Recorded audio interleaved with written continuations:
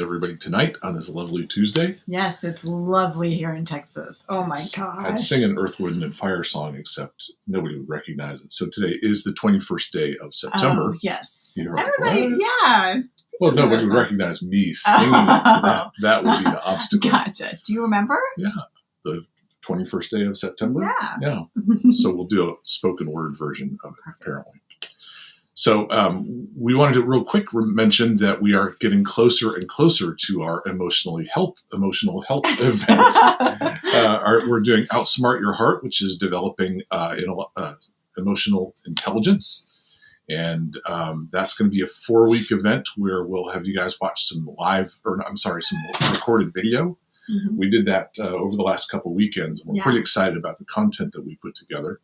And so you guys would watch some of those every week. And then on Tuesday nights, right after this live class, we would meet for an hour and a half and talk about those things and get a chance to make application and ask questions and have conversation on a live Zoom. So that event is, you'll see there, Outsmart Your Heart, October 19th through November 9th. Yes. And you can go to, are you about to put it up?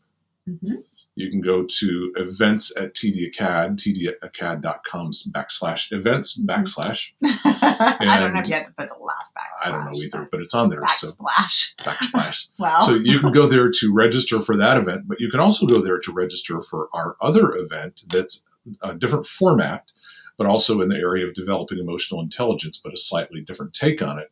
And that is Healing the Heart That Keeps You Hooked. Yes. Pretty excited about that one also. That was the one that kind of birthed the whole idea of the 2 emotional health events. But that one is on the recognition that emotions are the driver behind compulsivity, which is a fancy way to say if there's something you can't stop or you've been trying and you can't seem to change something in particular, 99 times out of 99, there's an emotional driver behind that. Yeah. And we want to talk about how to respond to learn about, recognize, and respond to those emotional drivers in such a way that can really help you, whether you're trying to lose weight, whether you're trying to quit smoking, whether you're trying to, work on, whatever habit it is that you've been trying to overcome, or maybe a habit that you're trying to start that just seems to elude you. Yeah. Emotions are the drivers in our lives. And so we want to talk about how to make them your friends instead of your adversaries. Yes. Wow, my throat just got dry. So again, that one you can go to tdacad.com /event, and both of those events will be on there.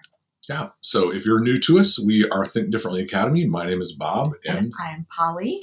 And we own not only Think Differently Academy, but Think Differently Counseling, Consulting, and Connecting.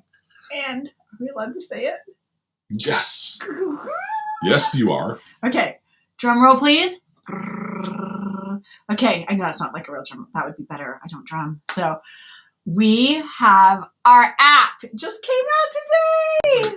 Wait, here we go. Down in the corner there, you see that little app that's named after Think Differently Academy. Yellow app. I'll click on that, and you can see as it opens up, there's the feed and all the different courses. One of the most exciting things about this app is if you're a member of Think Differently Academy already, you can actually take video with you. So I don't remember what that's officially called. It's download, so you can watch it offline. Downloadable videos. So if you want to watch this stuff on an airplane, in the middle of the desert, hiding out in a cave somewhere, driving far, far from any internet, you can download it on your phone and watch that stuff. So let's see. Yeah, so excited. Bethany, Beth, Mandy, hey you guys. Eliza, hi there. Deborah, Abby, Claire. Good day. Carmen, Susan, we're so glad you guys are here today. I might have just seen one of those people signed up today. Oh, fantastic. So I get email when people sign up. I get an email for everything that happens on the website. And so a lot of times I know who has signed up that day. And I just saw a name that I recognize. So I won't identify. Hello, Heidi. Glad y'all are here. Hey. So, we're super excited to get the app up, and we won't spend too long on all of this, but we just emails will go out this Friday. Literally launched today. Yeah, and we've been waiting since I think they started. He started making it. Yeah, he started developing it in May or June. Yeah, it's been a minute. It's been a minute and a half. I'm downloading the app right now. Good, Everybody Mandy. should download the app. The app is free. Yeah. Obviously the subscription is still what it's always been, but the app is free. It's just a much easier way for you to access Think Differently Academy. And it'll be awesome on the social media side that we have within our app. Yeah. And on our website that now you can just upload a picture quickly, everything that's just easier to do on your phone than having to get on your computer. We have made it available directly to you. Yeah, nice. Thanks. Nice. You sound like Vanna White. Welcome to our app. Hey, yes. So I see Matt, by the way, hello. Hello. And Betty is on. And Matt, Susan, it's been a while. Did we say hi to Susan already? I think so. But we'll say hi again, Susan. So hello to everybody. Yes, confidentiality is good. Yes, Absolutely. definitely download the app, and it's going to be the easiest way. Part of why we set up the social media component of that, we just two different things. Number one, we really wanted to develop community around the ideas from Think Differently, and number two, we just had some concerns about the other social media platforms and wanted to be completely separate from them. And so, right, Mandy, isn't it awesome? Just like Susan, you said confidentiality. It's kind of the same thing, just having a safer platform and, all of that. So we're super excited. So if you're new to Think Differently Academy, you're watching one of our videos for the first time with this, we are, I'm a licensed marriage and family therapist. Polly is. And I am a trauma recovery coach and NLP practitioner. Sorry, I've did a back-to-back day today. And what we try to do is marry our mental health practice with innovative faith ideas. Mm-hmm. We're both believers, and as a result, I spent years developing a model called Freedom Ministry, and started somewhere in the mid-'90s with that, and have developed that over the decades. Yeah.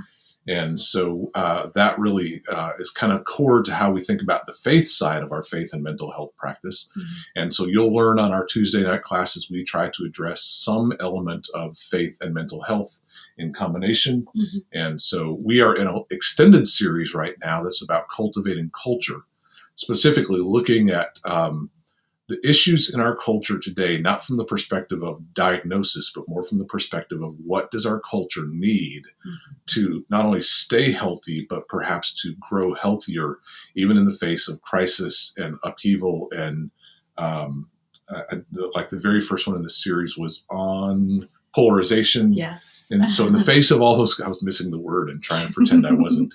But in the face of all those things, there's just some things that we all need to be thinking. And my thought process had been, I wish that our political and or religious leaders would stand up and say, as a nation, let's come together. Mm-hmm. But instead what happens is people polarize and develop the exact opposite of the things that will make us healthier. And so here we are.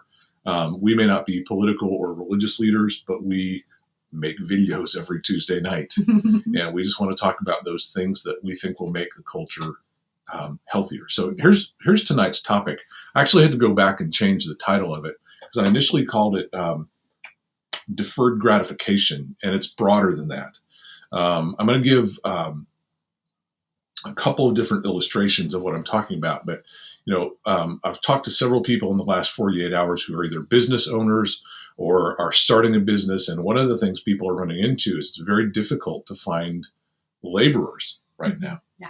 And yet there's a number of people who are saying, I want to work, but at the same time, people who are willing to hire laborers, people who are doing basic hard labor, are saying it's almost impossible. In fact, if you haven't observed that or noticed some of what's taking place, employers are now actually paying you to show up for job application and paying fairly sizable signing bonuses for basic labor type jobs.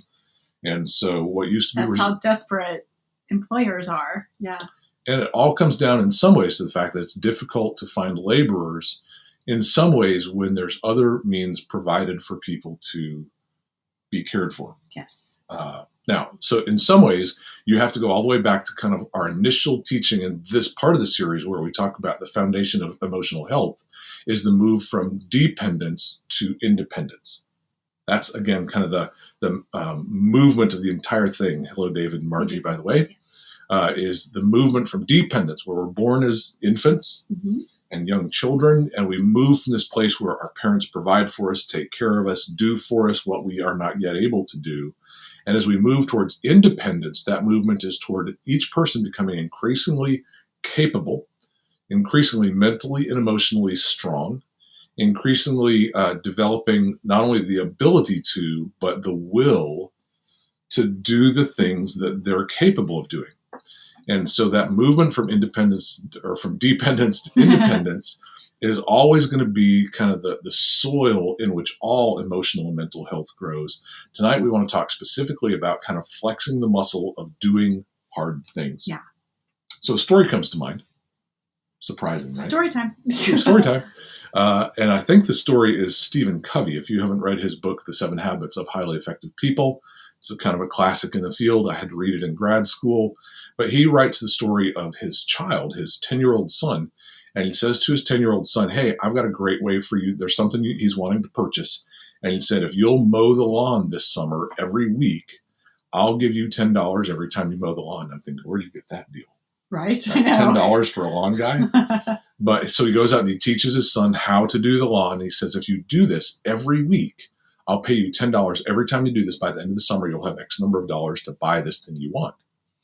So a week goes by and the grass doesn't get cut. And he looks at it, and another week goes by and the grass doesn't get cut. And it's starting to get longer. And another week goes by and the grass doesn't get cut.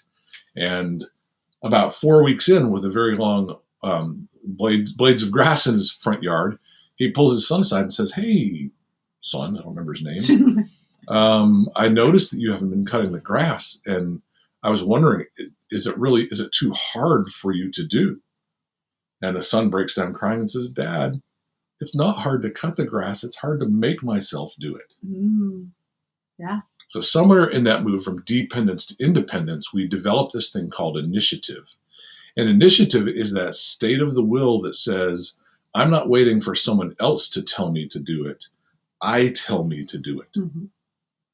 You see this in the battle of school children and sometimes middle school and high school kids when they wait for their parents to wake them up instead of learning to wake themselves up. Yeah. And that there's kind of, every time there's a change in the day, you can see how parents and kids are doing in that move from dependence to independence. Mm-hmm. And especially when that change in the day involves willpower. So willpower would be, I'm really tired and I don't feel like getting out of bed. Maybe mom will make me get out of bed. So I'll stay here till mom comes to make me. Mm-hmm. And in that moment, every day that moment happens, that young child learns, I don't have to do hard things. Somebody else will force me to do it, or even worse, somebody else will do it for me. Yeah. Here's the issue with that, though. Growing into maturity, competence, and really self-esteem comes from your ability to make yourself do the hard thing and to continue to do the hard thing over time. Mm-hmm. It's almost like a muscle. It's almost a direct comparison to our physical health. Hey, Barbara and April, good to see you guys. It's almost a direct one-to-one correspondence to our physical health in that the more that we work the systems of our body, the stronger and more capacity is developed by the systems of our body. So whether it be cardiovascular capacity, muscular capacity, flexibility, the more that we work them, the more those systems develop capacity. Yeah. Well, the same thing is true about your will. Like we come into the world and our will is kind of like, I just want to feel comfortable. I want to feel comfortable. I want mom to change my diaper because I feel uncomfortable. I want dad to feed me because I feel uncomfortable. And we come into the world very much wanting everyone else, and it's natural, of course, because we can't do it for ourselves. Right. But we want others to do the things that will give us comfort. But the process then of growing and maturing is as soon as I'm capable of it, I ought to be given the opportunity to do it or do without. Mm-hmm. Yes. And it's that opportunity to do without that often is difficult for young parents to say, if you're going to learn how to become self-confident and self-capable, I've got to give you the opportunity to do the things you're capable of and to experience the consequence of not doing that thing. Right, so here we have again and again this difficulty over time of learning to do hard things and developing the muscle of will and the muscle of initiative. Yeah. Part of why this particular one was on my mind, did I mention last week that we had a grandbaby since last week? Last week, if you'll remember, I was here by myself because Darling, the grandmother name for the beautiful woman sitting next to me, was in the process of dealing with baby stuff. Mm-hmm. And so we have spent many hours with a beautiful young man who came into the world about a week ago today. Oh. Yeah. Right. Nothing. And so what, we see three things. We see an infant who has no initiative and very little capability and entirely dependent. And it's kind of that beautiful state of he's just present and asleep or awake, mm-hmm. needing something or just having gotten what he needs. That's his whole world. And then we see young parents mm-hmm. who are moving from the idea of parenthood into actual parenthood. Yes. And I think the idea of actual parenthood provides an amazing opportunity for doing hard things. Mm-hmm. I'm trying to think where I heard this, that when it comes to overcoming selfishness, get married, and that will give you the opportunity to get rid of 50% of your selfishness, have kids, and that'll give you the next 50% a chance to do away with the extra 50% of your selfishness. And the point being that your kids need things, infants need things, and it means that we need to do without sleep certain times. We need to do without the particular things that we might want in a given moment. I'm hungry, but my child is hungry, and I'm going to take care of vacations, hanging out with friends. All the things that used to be a natural part of our life, all of a sudden, the expectation is we will do without so that someone else will be provided for. Mm-hmm. And it's the next kind of big step for young adults is to step into responsibility, not just responsibility for a job or for finances or things like that, but responsibility for another human being. Yeah. And so in watching them, and by the way, they're doing a spectacular job of it. So don't hear me saying we're thinking they need to get better. We're just watching them really step into adulthood with a big grin on their face and exhaustion in their bodies and having done the hard things of labor, but also now doing the hard things of late night feedings or just all night feedings. Yes. We're watching them do the hard thing. And so this movement from others do for me and I need someone to take care of me to if it's going to get done, I'm going to have to be the one to do it. And then into now I'm going to have to be the one who recognizes what needs to get done and sets up. I move from not just initiative into kind of looking down the road and preparing for the future. It's almost a future-oriented initiative. Yeah. Here's the other thing about all this.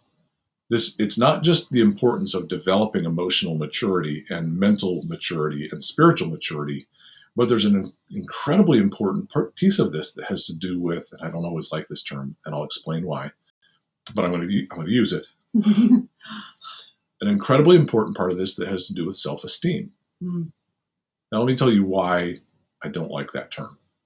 I don't like that term because typically in our culture, we refer to self-esteem by the wrong adjectives, right? We talk about low self-esteem or high self-esteem, which is entirely the wrong adjectives if we understand what self-esteem actually is, right? Low self-esteem or high self-esteem makes it sound like self-esteem is a tank inside that you fill up and it's either almost empty or almost full. Mm-hmm. When in reality, think about the term itself. Self-esteem simply means how I esteem me. Or another way to say that is, what do I believe about me, right? So a more accurate adjective wouldn't be high or low, but rather accurate or inaccurate.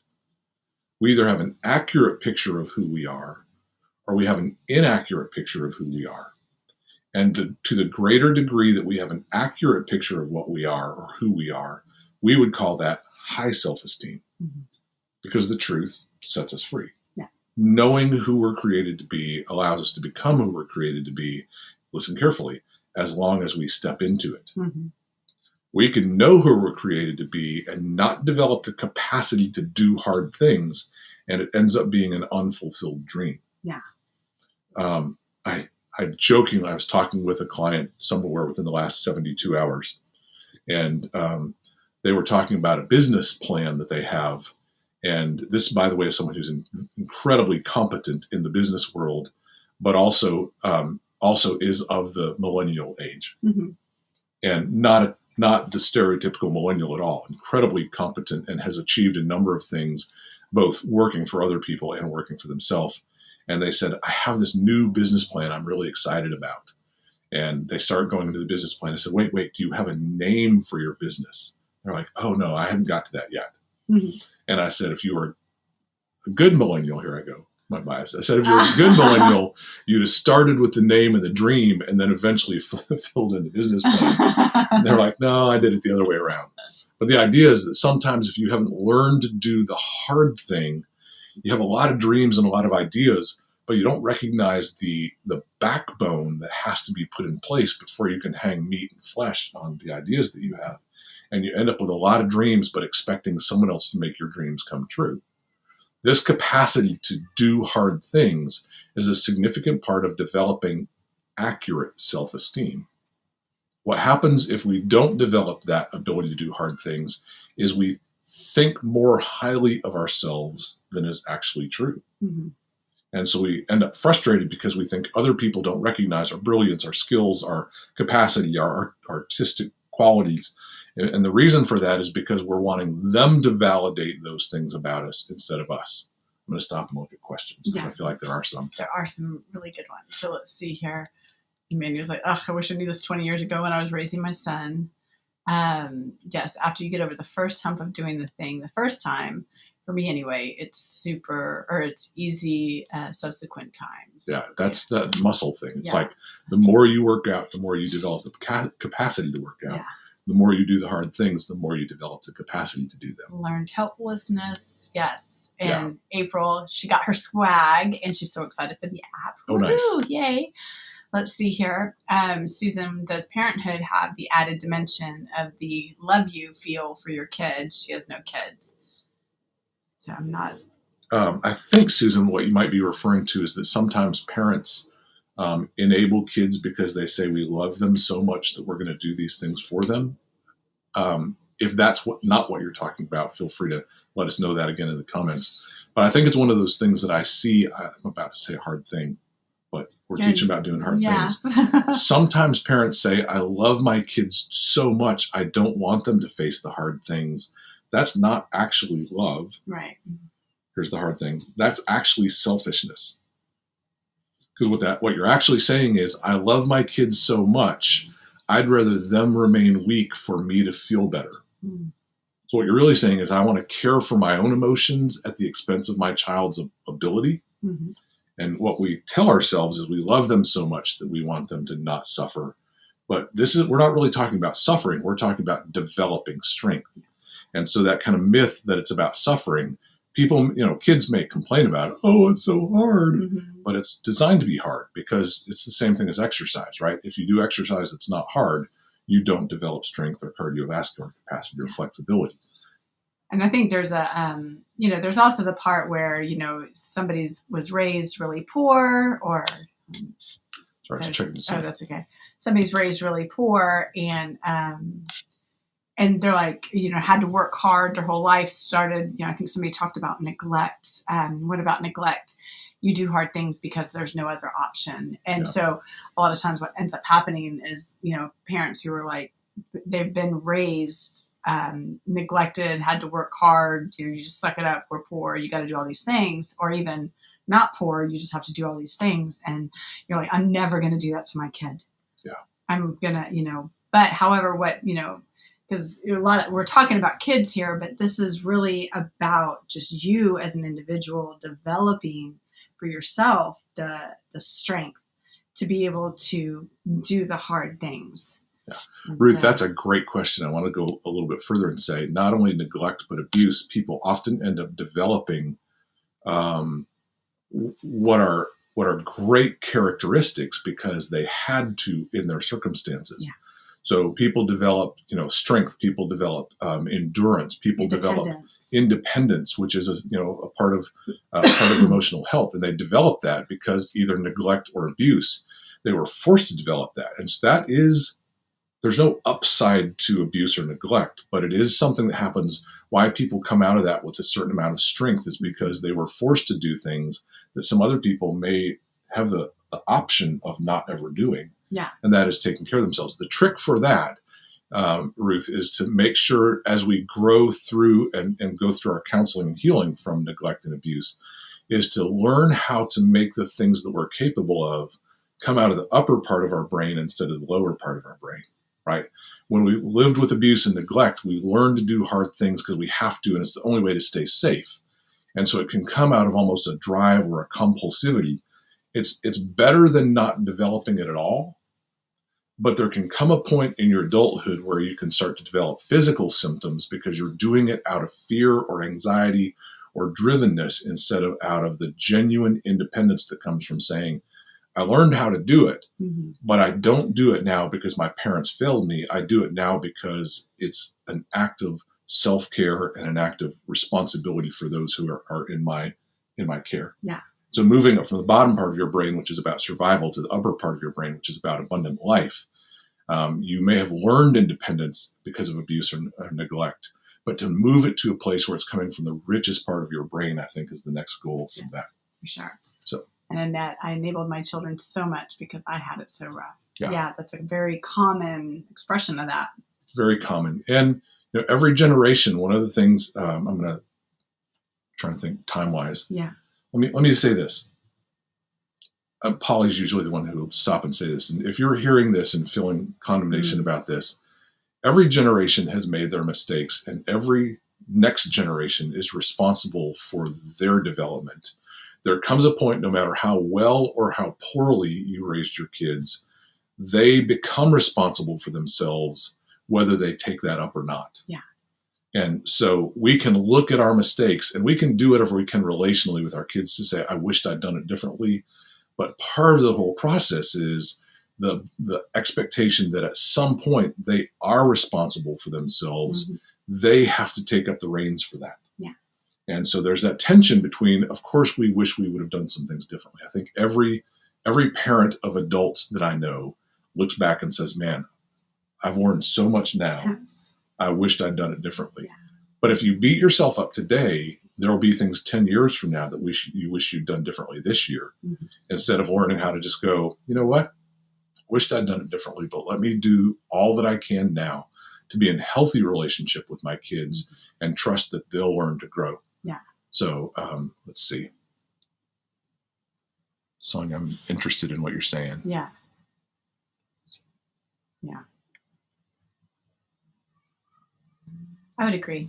Yeah. Yeah. The idea of that everyone gets a trophy is wins. incredibly dangerous to the emotional development of our culture. And the idea that, participation, listen, we want to value people, but not rewarding capacity keeps people from expanding their capacity. Right.